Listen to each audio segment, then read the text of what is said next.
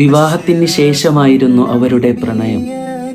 ഈ പ്രണയമെന്ന് വെച്ചാൽ അതിരുകളില്ലാത്ത പ്രണയം.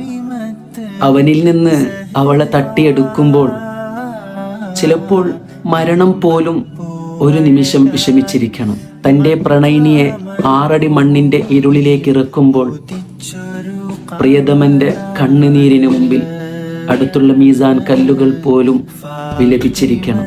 ഖബറിൽ 3 പിടി നനഞ്ഞ മണ്ണ് വാരിയിട്ട് ആളുകൾ പിന്തിരിഞ്ഞ് നടന്നപ്പോൾ അലി റളിയല്ലാഹു അൻഹു പ്രാണസഖിയുടെ ഖബറിനെ നോക്കി ഇങ്ങനെ പറഞ്ഞു, അല്ലയോ ഖബറെ, ഇന്നലെ വരെ എൻ്റെ പ്രാണസഖി എൻ്റെ നെഞ്ചോട് ചേർന്നാണ് കിടന്നിരുന്നത്.